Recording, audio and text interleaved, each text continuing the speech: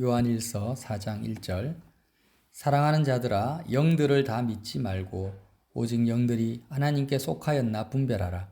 많은 거짓 선지자가 세상에 나왔습니다. 이로써 너희가 하나님의 영을 알지니 곧 예수 그리스도께서 육체로 오신 것을 시인하는 영마다 하나님께 속한 것이요 예수를 시인하지 아니하는 영마다 하나님께 속한 것이 아니니 이것이 곧 적 그리스도의 영이니라. 오리라 한 말을 너희가 들었거니와 지금 벌써 세상에 있느니라. 아멘. 이제 사랑하는 형제들을 향해서 사도 요한께서 권고하십니다. 영을 다 믿지 말라고 합니다. 이 무슨 말씀이냐면 영은요 우리의 육과 혼을 주장하는 영역입니다. 그래서 육체를 혼이 주장하죠. 우리의 생각과 사고가 육체를 주장합니다. 그러나 이 사상과 주의 주장도 어떤 영에 속한 거예요. 그래서 영은 굉장히 넓은 범위고 아주 상위 계층에 속합니다. 그래서 영을 믿지 말라는 것은 영의 역사, 영의 사역을 전부 하나님께로부터 왔다고 믿지 말라는 거예요. 영의 역사 사역이 뭐가 있습니까? 말씀, 설교, 다 영적인 거죠. 육적인 것이 아닙니다. 기도, 은사, 예언, 꿈, 환상, 아니면 이적과 기사, 신유 이런 모든 방언도 마찬가지고요. 이 영적인 역사가 나타난다고 해서 그것이 다 하나님께로부터 왔다라고 생각하지 말라는 거예요. 얼마든지 마귀에게서부터 올 수 있고 세상의 영의 지배를 받아서 나타날 수 있다라는 거예요. 어떤 목사님이 설교를 하시는데 설교가 굉장히 그것이 사람에게 감동을 줄 수도 있고 또 부분적으로 진리의 말씀이 있기 때문에 설득력이 있을 수 있습니다. 또 누가 기도를 해주는데 그 기도를 통해서 어떤 능력을 받을 수도 있고 병이 치유될 수도 있습니다. 예언사역자들이 예언을 해줍니다. 하나님의 영과 같은 역사가 나타납니다. 그런데 이런 모든 영의 역사들이 말씀이든 기도든 신유든 모든 것이 나타난다고 해서 그것이 나에게 감동을 준다고 해서 하나님께로부터 왔다라고 다 믿지 말라는 거예요. 누가 권고하십니까? 예수님의 수제자 사도 요한께서 말씀하시는 거예요. 그럼 무엇으로 분별할 수 있느냐? 하나님께 속하였나 분별하라고 하죠. 분별. 하나님께 속하였나. 그러면 그런 영의 역사역이 하나님께 속하였나 어떻게 분별하라는 거예요? 그 기준을 지금 말씀하십니다. 2절에 이로써 너희가 하나님의 영을 알지니 어떤 것이 하나님의 영의 역사인지 이것으로 이 기준으로 알 수 있다라는 거예요. 뭐냐? 곧 예수 그리스도께서 육체로 오신 것을 시인하는 영마다 하나님께 속한 것입니다. 예수님이 육체로 오신 것을 시인하지 않으면 하나님께 속한 게 아니에요. 자, 그러면 예수님이 육체로 오신 것을 시인하는 영이라는 게 무슨 뜻일까요? 신학자들은 이 시대에 영지주의 이단이 판을 치고 있었거든요. 예수님은 거룩하신 하나님의 아들이 어떻게 이 더럽고 추한 연약한 육체를 입고 오실 수가 있냐. 예수님의 공생의 사역 다 부인해버려요. 그래서 예수님은 인간의 연약한 육체를 입고 사역하지 않으셨다. 이렇게 부인한다라는 거예요. 그러면 이제 우리 시대에 이 말씀을 영지주의 이단의 기준, 그 시대의 단편적인 예수님이 육체를 입고 오지 않으셨다라는 이 단편적인 영지주의 이단의 기준을 가지고 영을 분별하면은요, 분별할 수가 없어요. 분별이 안 됩니다. 여러분, 지금 우리나라 대표적인 이단 신천지가 예수님이 육체로 오신 것을 부인합니까? 부인하지 않습니까? 부인하지 않습니다. 인정합니다. 그러니까 전 세계에 수많은 이단들이 예수 그리스도께서 육체로 오신 것을 시인하고 있어요. 그러면 전부 하나님께 속한 영입니까? 아니잖아요. 그럼 도대체 이게 무슨 말이냐라는 거예요. 예수님이 육체로 오신 것을 시인한다라는 것이 무슨 말이냐라는 거예요. 자꾸 신학교에서 영지주의 이단을 갖다 대고 하니까 이 기준을 사도 요한이 궁극적으로 말씀하고자 하는 이 기준을 잘못 이해하고 있고 잘못 적용하니까 분별이 안 되는 거예요. 분별이. 자, 그러면 이제 제가 말씀을 드릴게요. 제 해석이라고 생각하지 마시고 말씀을 통해서 말씀을 한번 봅시다. 히브리서 4장 15절에 이렇게 말씀하십니다. 우리에게 있는 대제사장은 우리의 연약함을 동정하지 못하실 이가 아니요 모든 일에 우리와 똑같이 시험을 받으시니로되 죄는 없으시니라. 그러므로 우리는 긍휼하심을 받고 때를 따라 돕는 은혜를 얻기 위하여 은혜의 보좌 앞에 담대히 나아갈 것이니라. 자, 우리에게 있는 대제사장 예수님은요, 모든 일에 우리와 똑같이 시험을 받으셨어요. 왜요? 육체를 입고 오셨기 때문에. 우리와 동일한 육체를 입고 오셨기 때문에 우리와 똑같은 시험을 받으셨는데 죄는 없어요. 우리와 똑같은 시험을 받으셨기 때문에 히브리서 4장 15절은 뭐라고 합니까? 우리는 긍휼하심을 예수님으로부터 받을 수 있다는 거예요. 예수님도 똑같이 시험 받으셨으니까. 그리고 때를 따라 돕는 은혜를 예수님에게 얻을 수 있다는 거예요. 결론적으로 말씀드리면 예수님이 육체로 오셨다는 것은 무슨 의미냐면요. 우리도 육체를 입고 있잖아요. 그런데 우리가 육체를 입고 있기 때문에 얼마나 많은 죄에 노출이 됩니까? 사도 바울의 고백처럼 오라 이 사망의 몸에서 누가 나를 건져내랴. 우리가 육체를 입고 있기 때문에 얼마나 많은 연약함에 휩싸여 있습니까? 얼마나 많은 필요가 생깁니까? 그죠?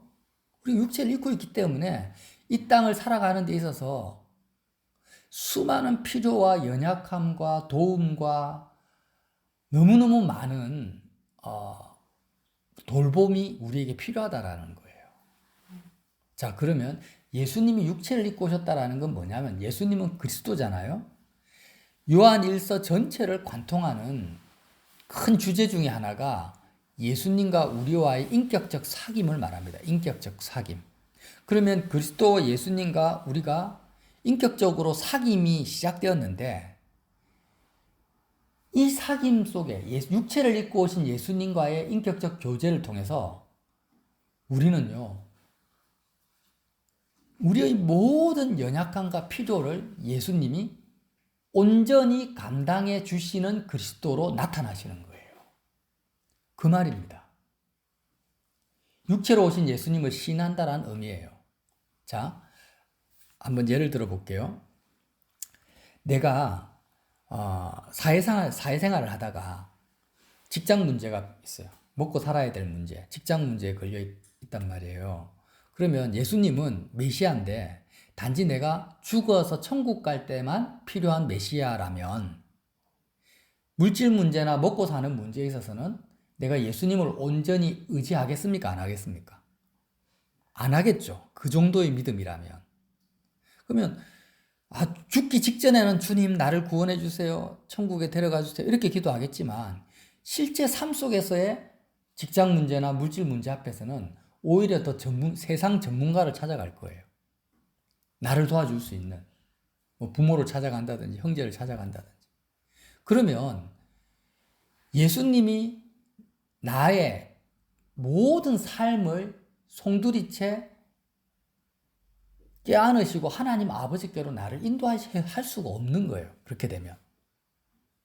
그러니까 우리가 육체를 입고 있기 때문에 겪는 수많은 몸이 아파요. 몸이 아프면 몸이 아플 때는 내 아픈 것을 주님이 모르십니까? 아시죠?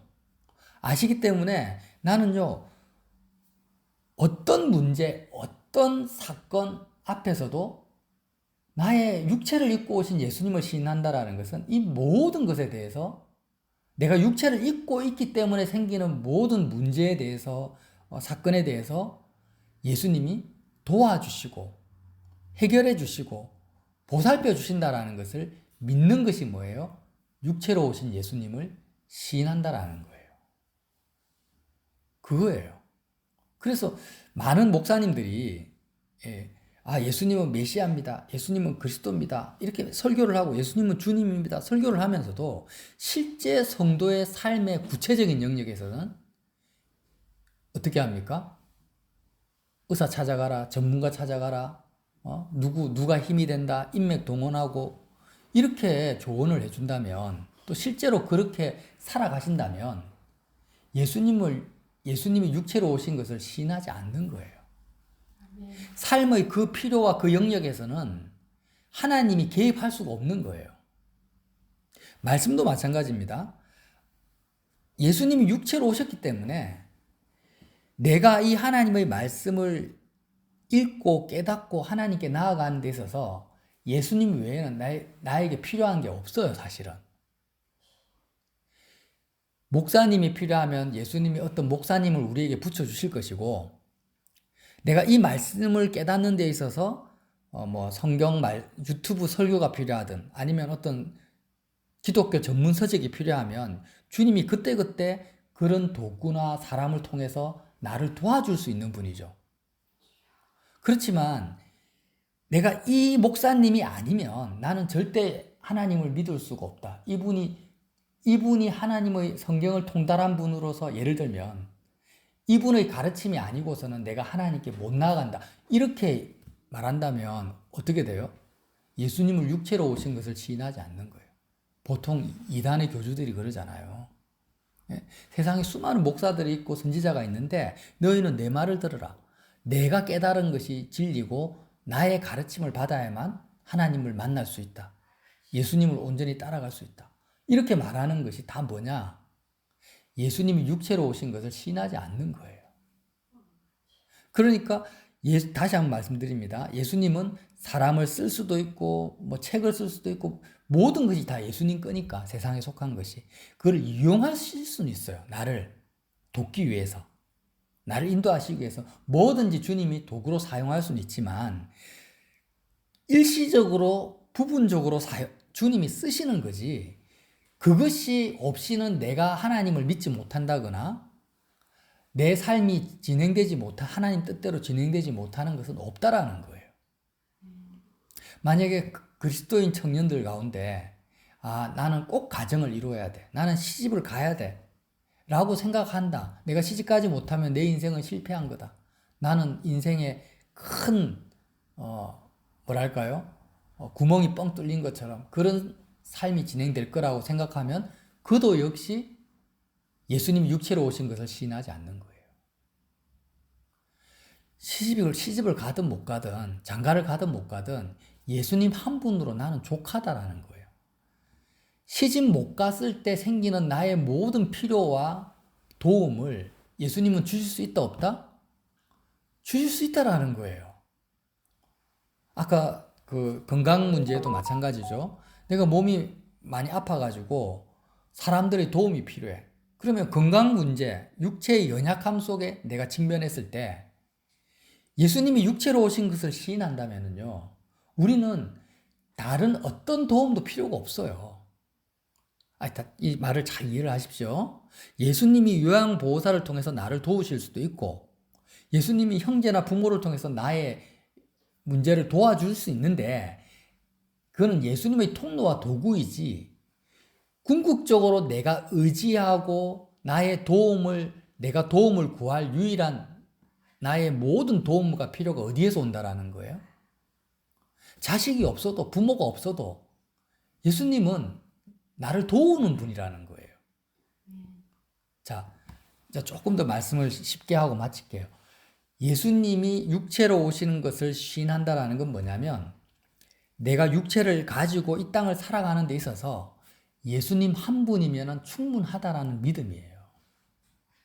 내 영혼이 구원받고 내 영혼이 구원을 받고 또 내가 육체를 입고 살아가는 이 땅의 삶 속에서 나의 모든 것이 그리스도 예수 한 분으로 족하다라는 믿음이 역사하는 그 영의 역사가 뭐냐? 하나님께 속한 영의 역사라는 것입니다.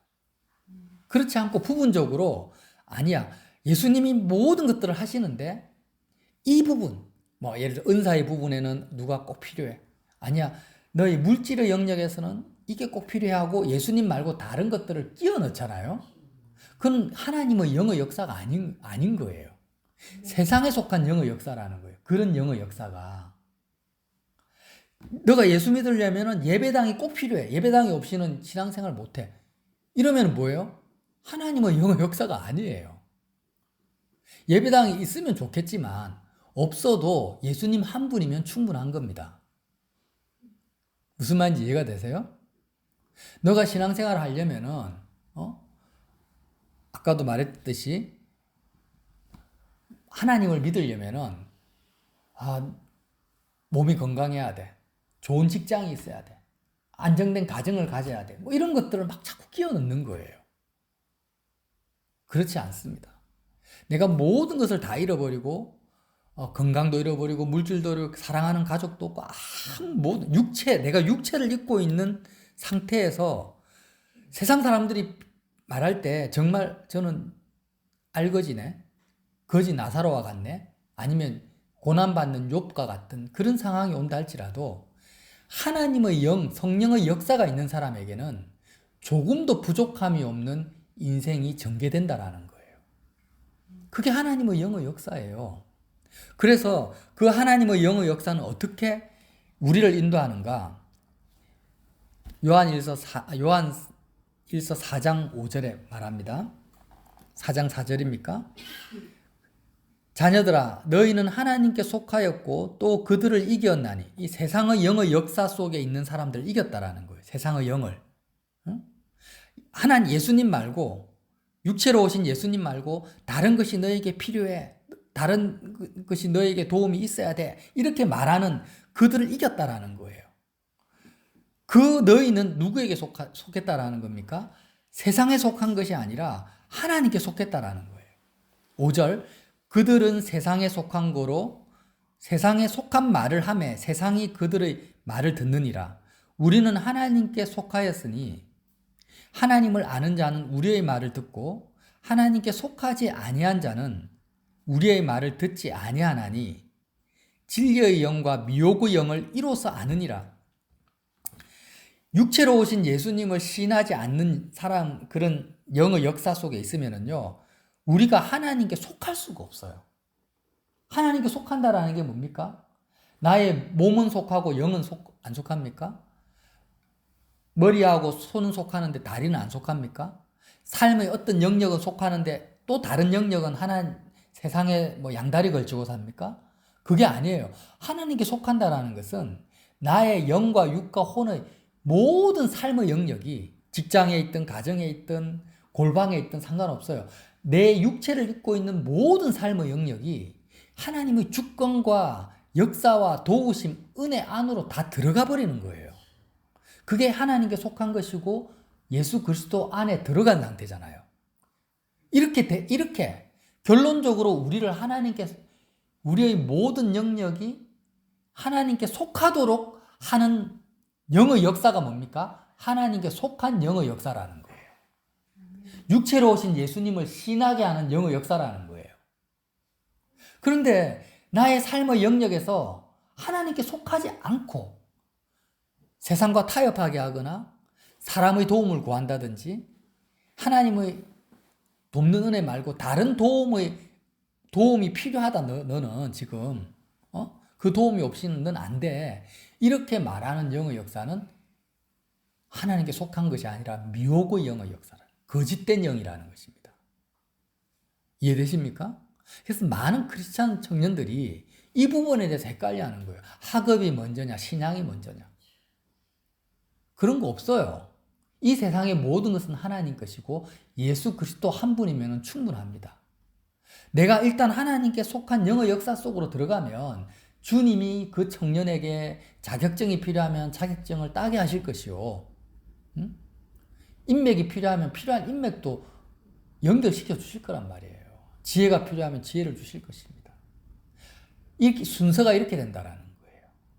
예수님 한 분 필요하니까 직장도 가지지 말고 결혼도 하지 말고 돈도 벌지 마라. 이 말이 아니에요. 그 말이 아니라 하나님께 속한 영의 역사 속에 내가 들어가면 나의 모든 삶의 영역이 하나님께 속해진다라는 말 그대로. 어렵지 않죠? 그게 뭡니까? 예수님이 육체로 오신 것을 시인하는 영이라는 것입니다. 자, 이렇게 말씀을 비추어서 우리를 보면은요, 이단들을 말하는 것이 아니라 나는 과연 예수님이 육체로 오신 것을 시인합니까? 한번 돌아보자라는 거예요. 나 자신은 정말 오늘 히브리서 4장 15절에 나온 것처럼 모든 일에 우리와 똑같이 시험을 받으신 예수님을 내가 인정하냐라는 거예요. 모든 일에. 내가 당하는 모든 일. 그리고 그렇게 모든 일, 모든 필요, 모든 문제 앞에서 우리는 긍휼하심을 받고 때를 따라 돕는 은혜를 얻기 위해서 은혜의 보좌 앞에 내가 담대히 나아가냐라는 거예요. 여러분 그렇습니까? 지금 내가 고민하고 있는 그 문제가 뭔지 다 알 거 아니에요. 내가 지금 고민하고 있고 아파하고 있고 힘들어하고 있는 육체를 입고 있기 때문에 내가 겪는 그 문제를 내가 가지고 이 모든 필요를 채워주시고 돕는 은혜가 예수님께 있다라고 믿냐라는 거예요. 이걸 믿지 않고 예수님께 간구하지 않는다면 그는 육체로 오신 예수님을 신하지 않는 거예요. 자기 생각, 자기 주장을 하고 있고 세상 전문가를 먼저 찾아간다면 그는 예수님이 육체로 오신 것을 신하지 않는 거예요. 하나님의 영의 역사 속에 있는 게 아닙니다. 그래서 저와 여러분이 이 사도 요한께서 굉장히 핵심을 딱 짚고 있죠. 우리 마음을 숨기지 못하도록. 자, 너가 요한일서 1장에 뭐라고 합니까? 예수님과의 사귐이 있냐? 사귐이 있으면 어떻게 하라고요? 그 그리스도와의 사귐은 일반적인 세상 사람들과의 사귐과 다르다라는 거예요. 우리가 의사를 친구로 두면은 아플 때는 그 의사를 찾아가겠죠. 그죠? 근데 자동차 운전하는데 문제가 생기면은 그 친구 안 찾아가요. 왜? 그는 의료 기술을 가지고 있지 운전 기술을 가지고 있는 게 아니니까. 그러나 예수님과의 사귐이 시작되면은 어떻게 된다라는 거예요. 육체로 오신 그리스도이기 때문에 모든 영역에서 예수님께 도움을 구하고 주님을 의지하게 됩니다. 그분은 목자가 되시고 신랑이 되시고 친구가 되셔서 이제 나의 모든 삶에 육체를 입고 살아가는 이 삶의 모든 all solution입니다. all solution. 모든 해결책이라는 거예요.